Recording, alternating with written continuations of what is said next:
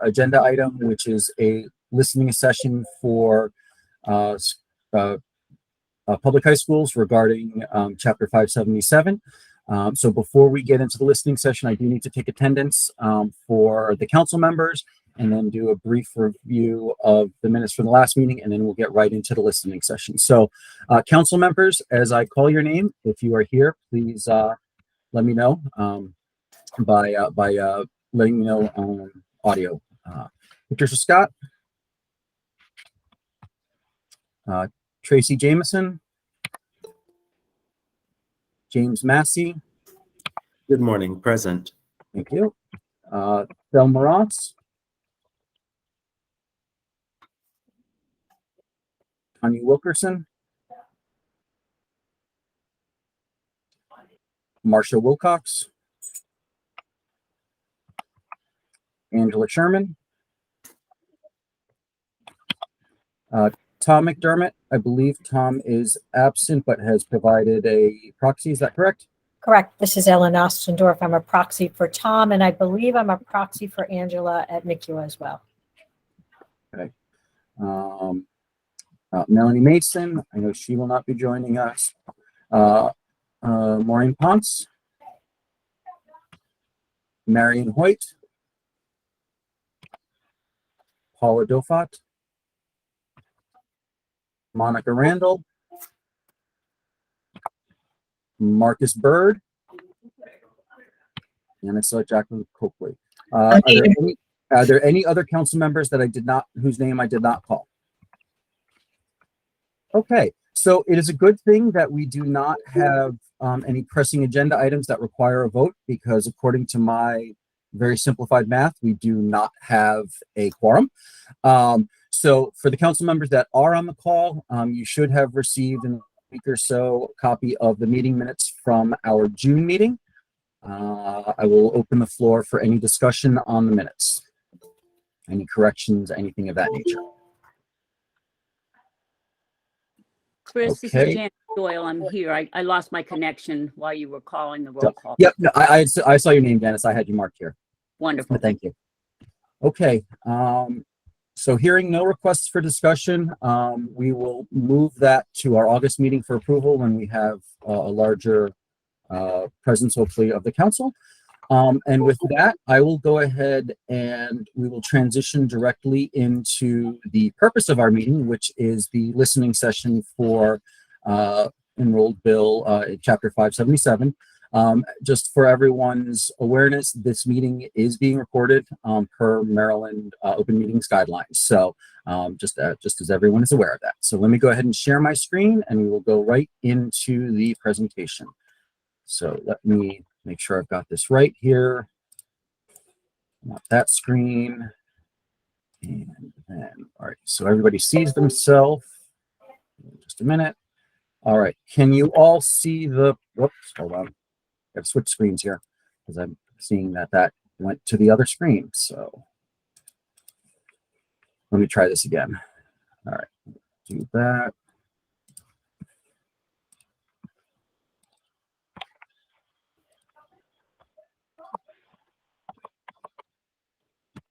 All right, can everyone see the presentation now? Yes. All right, perfect. Yes. All right, and you're seeing the actual presentation, not the presenter's notes, right? Yes. Perfect. Okay, so we'll go ahead and get started.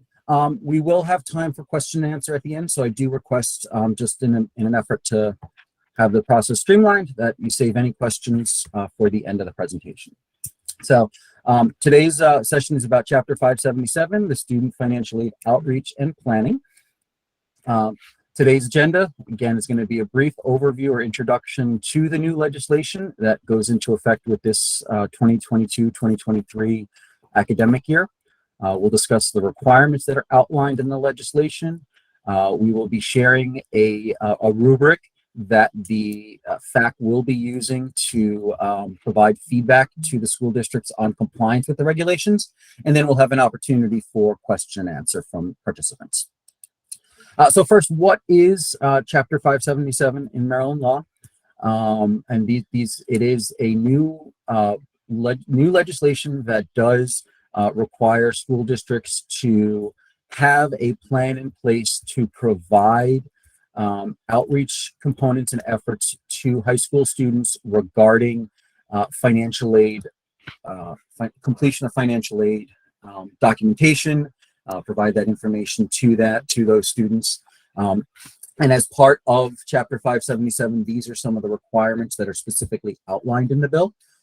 It does, again, first and foremost, the bill is an effort to encourage the county boards of education to assist the high school seniors to complete and submit financial aid forms, primarily the FAFSA or the MISFA if students are ineligible to file the FAFSA ideally by the Maryland state deadline. It does require each of the county boards of education to develop an outreach plan. It requires those counties of boards of education to submit the outreach plan to various state agencies annually by October 1st, again, starting with October 1st of this year. It does also require the boards of education to provide FAFSA completion data to the Maryland Longitudinal Data System at the completion of the academic year. And then it does require the MHEC Financial Assistance Advisory Council to review those plans and to provide feedback and recommendations back to the school districts on an annual basis. So these are going to be the components of the plan. The first piece of information is the school districts are going to be required to participate in a data sharing agreement with the Maryland Higher Education Commission to receive that FAFSA filing status information under the FAFSA completion initiative. It is our understanding that some school districts may already be participating, while the remaining school districts will be expected to participate starting this year. In addition, the school districts are going to be required to have a minimum of 3 evening or weekend financial aid nights at each school within the school district. We have received clarification that if schools want to partner up and have multiple schools combining a session, that is acceptable. It does not have to be an individual program at each school. In addition, if there are any county-wide programs, such as college fairs that have financial aid information sessions as part of that program, that can also count as one of the required financial aid nights for the schools. In addition to the financial aid nights, the school districts will be required to provide a description of partnerships with any community college or four-year institution of higher education that service the school district's jurisdiction, as well as a description of any partnerships with any nonprofit organizations with the express purpose of assisting students with accessing post-secondary access or other college access organizations. In addition to those components, the school district or the county board of education will be required to provide a description of the county's student awareness campaign about completing the FAFSA or MISFA for students who are ineligible to complete the FAFSA, the post-secondary education financial aid planning process, including the time frame during the high school years that students will begin receiving that information. Again, the plan will be scored or reviewed upon to ensure that the school districts are making strong efforts to ensure that students and families from the following populations that are generally underrepresented receive the necessary information and assistance and support. Traditionally underserved students, which may include low-income, minority, and non-native English speakers, unaccompanied homeless youth, and foster children. So these are all specific populations that the council will be looking to make sure are addressed in the school district's outreach plans. The plans will be updated each year to address gaps and disparities among school and student populations. Those future year updates will be, should factor in the feedback that is provided by the council to the school districts. On October 1st and October 1st every year thereafter, the outreach plan is to be submitted to these organizations listed below. Again, the Financial Assistance Advisory Council will then be tasked with providing specific feedback back to the school district so that that can be incorporated into future years' plans. Again, also on July 1st, starting July 1st of 2023, The boards of education will report the data disaggregated by high school. This is specifically FAFSA completion data. As you can see, it will be three main components: the number of students that completed the FAFSA in the immediately preceding school year, the number of students that did not complete the FAFSA in the immediately preceding school year, and the number of students who completed the FAFSA by the deadline for eligibility for state financial aid, which is currently March 1st. So that third bullet point is going to be a subset of the first bullet point. That's all right. As previously stated, the FAAC will be reviewing the outreach plans that are submitted annually by the school districts, and we will, the council will utilize a rubric that have the following components, and I'll go into more depth on the following slides. The first category is going to be data sharing, partnerships, and submission of data. Second component is going to be the county student awareness campaign and high school plans. And then the third one specifically focuses on the financial aid or the FAFSA nights. The council will utilize the following standards when reviewing plans for all three of the components. The school district is considered above standards, meets standards, approaches standards, or does not meet standards. And so the first criteria, the data sharing, partnerships, or submission of data, as you can see here, there are, again, pretty straightforward in terms of the items that we are going to be looking for the school district to be addressing. Number one, did the school district submit the data sharing agreement to MHEC prior to the stated deadline? Did the district provide detailed information regarding any partnership with local higher education institutions or nonprofit institutions or organizations, if applicable? And then did the school district submit the required plan on time to the various agencies or committees? And then, as you can see here, you know, what are the specific criteria for above, meets, approaching, or does not meet the standards? For the students awareness campaign for the high schools, again, the main criteria are going to be: did the school district provide a description of the students awareness campaign? Does the plan include an approach to ensure reaching the traditionally underserved student populations, including the low-income, minority, and non-native English speakers? Does the plan include an approach to ensure reaching unaccompanied homeless youth and foster children? And then, does the plan for future years, obviously for the first year, this is not applicable, but in 2023 and forward, does the plan address any data, does the plan address any gaps that were found, any missing data and disparities among schools or student populations? And then finally, the third part of the rubric is going to be the financial aid FAFSA nights. You know, does each high school in the district offer the required number of financial aid nights? Above standard would be 4 or more. Meet standard is 3. Approaching standard is 2. And then the does not meet standard would be anything below 2. So again, that's pretty straightforward. Again, here are some of the deadlines. It has been mentioned previously, but I'll just go over it again. By October 1st of 2022, the county boards of education must submit the initial financial aid outreach plan to FAAC and the other required entities. By December 1st of 2022, the FAAC council will issue those recommendations back out to the school districts on the initial outreach plans, so that any recommendations or deficiencies can be addressed in future years. The county boards of ed on October 1st of 2023, each year forward, will then submit the updated financial aid outreach plans to the council, the committee, and then other required entities. And then again, similarly, by December 1st, 2023, and thereafter, the council will then provide those recommendations back to the school district. So it is a continuous cycle.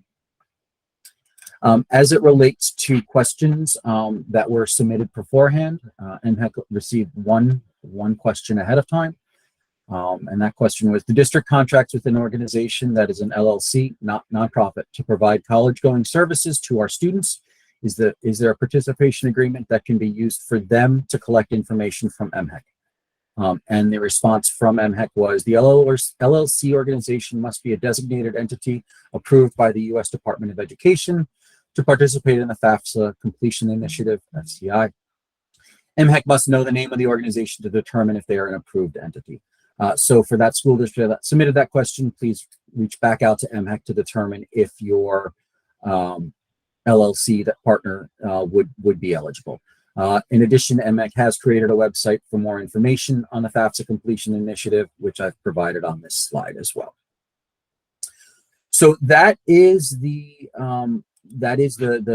part of the presentation that we have that's already been prepared. As I said before, we're leaving plenty of time for folks to ask any questions. So with that, since I can't see anybody in presentation mode, I will go ahead and end the slideshow, but if anybody has any requests to go back to any particular slides for additional information, I'd be more than happy to address that. Let me go ahead and end the slideshow so I can see everyone.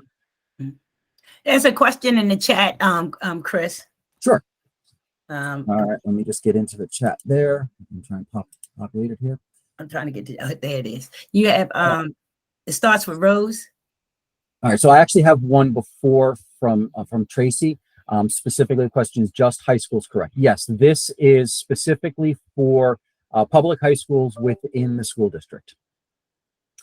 And then Rose has a question. What sort of funding is being provided to boards of education from the state to support this initiative? I cannot answer that question. I know there are other folks from the state of Maryland that may be able to answer that. And Jonathan, if you are raising your hand specifically for this question, please feel free to jump in.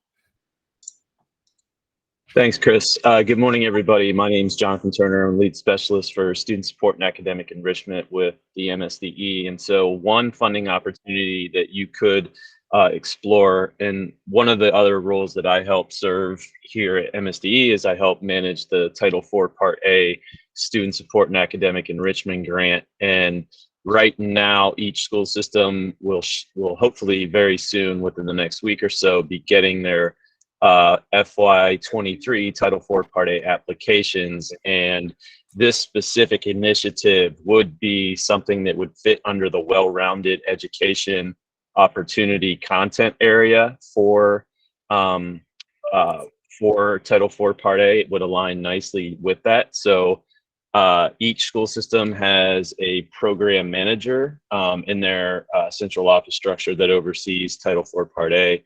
I'm happy to let you know who that individual is in your school system. If you reach out to me, I'll put my email in the chat, and you can certainly reach out and we can connect about who to contact in your school system. Okay, so the next question was from Molly. What is the deadline for completing the data sharing agreement?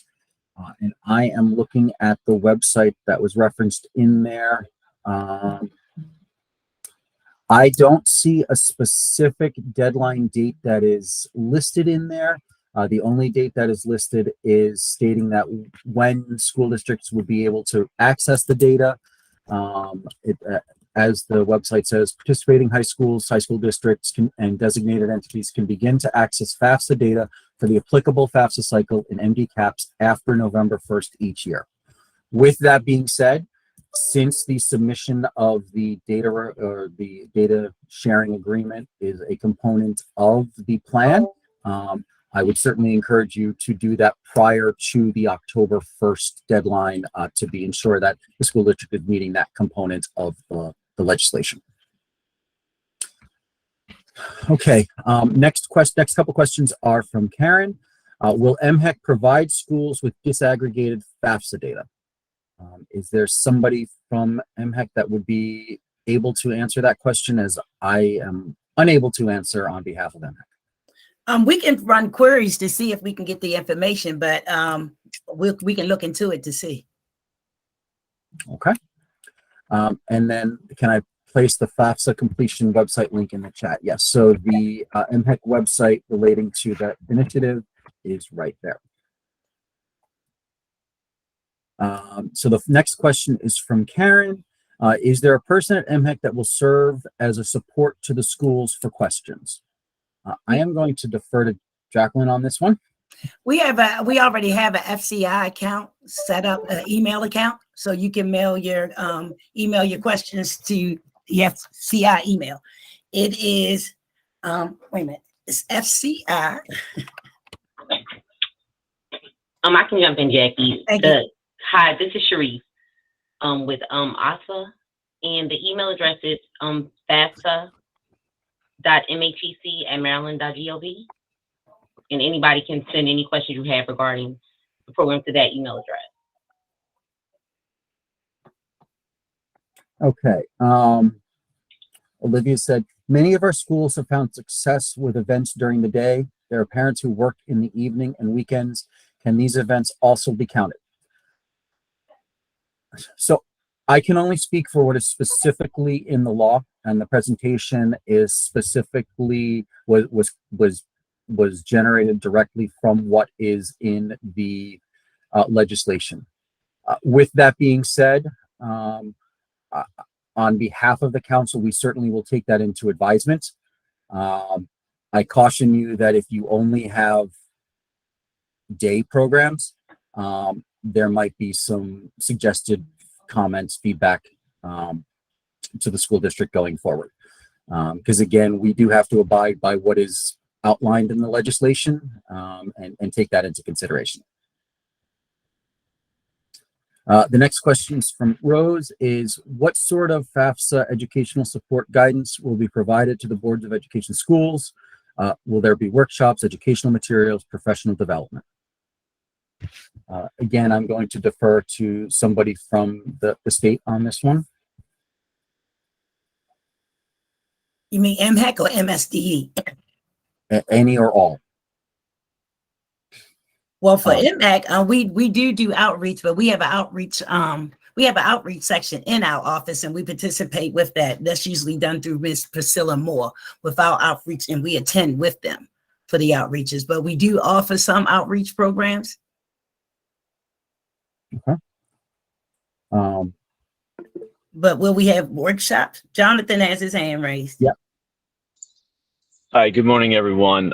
So one of the other programs that I help support is the school counseling programs across the state. So we've had a small little FAFSA subcommittee that has focused some of their, a lot of their attention on this specific topic and this work. So we had planned and discussed at our last meeting to meet again following today's listening session. So I can anticipate that that one of the topics we'll talk about is what kind of additional professional development or training opportunity might be available, and maybe we'll come up with something with Jackie and MHEC to partner together to do a little something extra leading into August or before the school season starts. Okay, and so the next question was, can you tell us if superintendents and boards of education in each county received information about the legislation? The short answer is yes. That information, I believe, has been communicated either directly through MHEC or MSDE or a combination of both. That is my understanding, that has been provided to FAAC. Because that question was asked as well. And Jonathan, go right ahead. Thanks, Chris. Prior to today's meeting, Donna and Jackie from MHEC had shared a memo. I emailed the memo out to the supervisors of school counseling earlier today. It's also been routed for distribution in the weekly superintendent's weekly memo. I cannot guarantee that it will go out this Friday. However, it might end up there. But anyhow, it is at least at the central office level with the supervisors of school counseling, who certainly have the ability to share that with their senior leadership also. Okay, so I stand corrected. How will school systems obtain the MISFA data? That comes through MHAC. We would have to give them some information through the MISFA. We would probably have to run reports.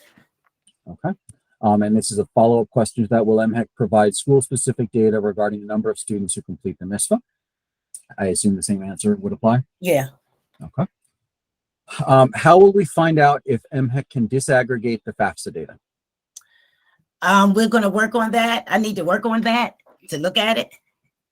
And then once I get the reports ran, I will notify everyone. But we are going to try to get the information out. I'm still trying to work with this. The next question has to do with the FAFSA completion data up to the longitudinal data system. Will there be a secure location for school systems to submit their FAFSA completion data to the Maryland longitudinal data system?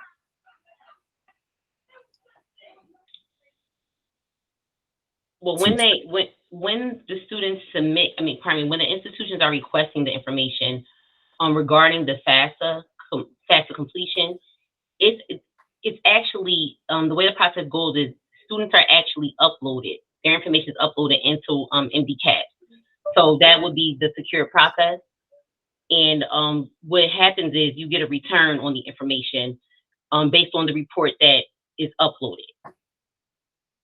So, essentially that would be the secure process because you're uploading it into MDCAT. Okay. And I see you've raised your hand. Is that regarding this question? Yes. Hi. For those of you who are not familiar with me, I'm the Director of Reporting Services for the Maryland Longitudinal Data System Center. And I had been having some conversations with Donna Thomas about MLDS, discussing with this group the process that's outlined for Chapter 577. So I just wanted to chime in to say there will be more to come on that in a future meeting. We're looking forward to partnering with all of you. Okay. Thank you for that information, Ann. Rose asks, is there a percentage goal for student FAFSA completion? There is nothing outlined specifically in the legislation for a specific percentage. Tracy Williams, is there a format or template that we should use for the plan that is due on October 1st? The short answer is no, there is no specific template because each school district may have different plans, different ways of ensuring that they are meeting the metrics of the plan. Jonathan, do you have a question? Did you have something about a template that I may not be aware of? Oh, no, and sorry, I didn't mean to cut you off, Chris. One of our colleagues, Dr. Karen Cruz in Montgomery County, she and her team have been really proactive in this, and they've put together a lot of great resources. And so I think, well, I know Karen's in the meeting today, and so she has shared those with me. So if she is not opposed, I'd be happy to share that with Tracy and certainly anyone else who would like to see those again. And so so the only thought from the FAAC's perspective is, as we are reviewing the plans, again, we're going to try and be making sure that the school districts are meeting the various requirements. We're not here to tell you how to submit that or to tell you, how it needs to be presented to the various organizations. We are just checking to make sure the components are there. And if there are areas for improvement, we certainly will provide that feedback. And then one additional just thought, from a financial aid administrator's perspective, and having worked with a few of the folks on the call and having conversations with fellow community college directors, a lot of the components that are outlined in the law, school districts are already doing. You're not giving yourselves enough credit that you're already doing some of that. So I would venture that for most of the folks on this call, none of you are probably going to be starting from ground zero. I would imagine that you do have a lot of the different components or partnerships already in place. It may be a matter of kind of gathering that data and seeing where some of those gaps or improvements may be focused on. So, for example, and again, this is coming from the higher education perspective, not from the school district, but some of those specific student populations that were, specifically identified. School districts already have a lot of those methods to identify those students in place, whether it's potentially farm recipients, it could be students that are working with your McKinney-Vento specialists, or other, or have been identified through social services in the county. So again, a lot of the things that are outlined in the legislation, I would venture to say, are being done to a greater or lesser extent within the program. Because I certainly know, having spoken with a few of you concerning this, that again, there are some things that are already in place. So I want to kind of just stress that yes, it's a short timeline, October 1st, but I do think, I do have faith that a lot of the schools already have some of the components already in place. So as a follow-up, it looks like there's a question from Molly regarding a specific person or email that she should contact regarding the question about the LLC. I'm going to defer to She can email me. She can email me. Oh, email Jacqueline, JACQUELINE.COLKLEY @maryland.gov. And Janice, yes, the presentation will be shared with council members.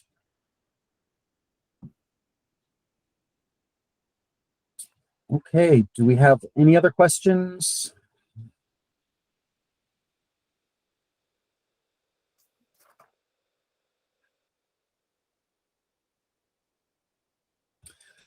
So Jacqueline, can you just refresh my memory on, since I know that this presentation is being recorded, that it will be posted on the MHEC website at one point for future reference. Is that correct?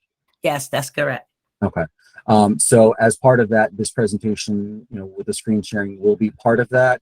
And we can certainly, if Jonathan doesn't mind, and if MHEC doesn't have an issue with it, if I share the presentation with Jonathan to pass out with the members that were invited to this, I personally don't have a problem with that. I think on behalf of FAAC, and as long as there's no legal reason not to do so, I again have no problem working with Jonathan to send that out. Okay, that's fine. Okay.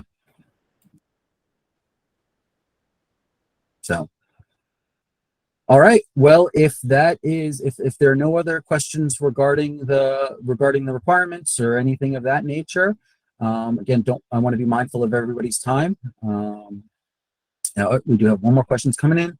I'm reviewing the best practice toolkit. Do all of these activities need to be employed?